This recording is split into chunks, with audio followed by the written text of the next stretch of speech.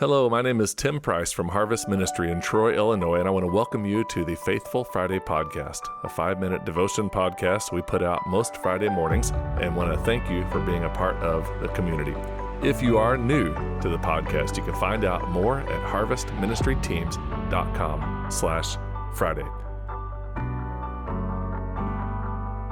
Today I want to talk a little bit about Philippians chapter 4, verse 4. Well, Philippians chapter 4, verse 4 says, "Always be full of the joy of the Lord.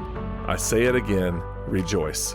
Let everyone see that you are considerate in all you do. Remember, the Lord is coming soon."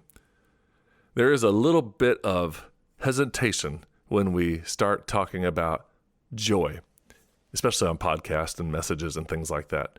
It's a concept that we understand until we are in the middle of something where it's hard to find joy, when we're deep in the darkness of some sort of health crisis or family issue. Maybe somebody's in a prison cell somewhere. Maybe you've got some kind of catastrophic news or situation in your life. And that makes it difficult to think about the fact that God is able to give us joy. And especially verses like this, "Always be full of the joy of the Lord. I say it again, rejoice." That's a pretty powerful invitation. Well, one thing that I read said that over the past few decades, the neuroscientists have started discovering something fascinating in studies that hadn't been done previously. Instead of using MRI machines for illness, they put people into MRI machines to observe what happens to their brain during times of prayer. And of course, the fascinating discovery is that when believers engage in deep and personal prayer, especially when they're not just talking to God, but sensing His presence, the parts of their brain associated with joy and peace are connected and light up. The dopamine pathways get active.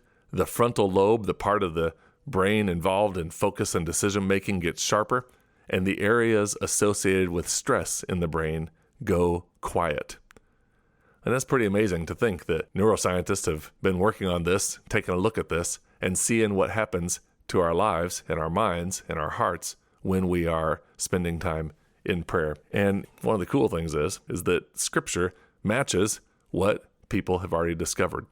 This happens too many times to count. Scripture tells us, everybody lives for decades wondering, somebody does a study, and it confirms Scripture. Not that the Bible needs defending, but it's pretty amazing to see how it works. And there's another verse in Scripture that kind of goes along with this. Psalm 16:11. "You make known the path of life. You will fill me with joy in your presence, with eternal pleasures at your right hand." You will fill me with joy in your presence.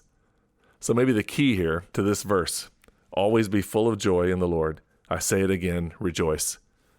The key is to be in God's presence, to spend time praying, to spend time keeping God's work and His faithfulness and His glory in our minds, on our hearts, and in our lips.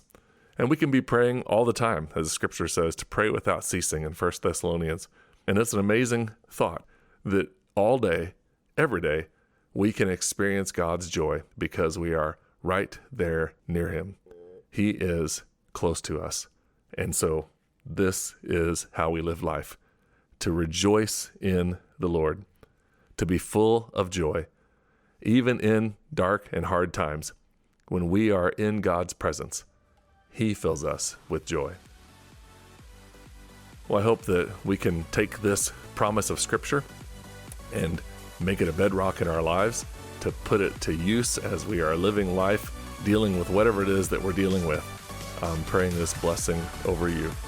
Always be full of joy in the Lord. I say it again, rejoice. Thanks for listening to The Faithful Friday, and I'll talk with you next time.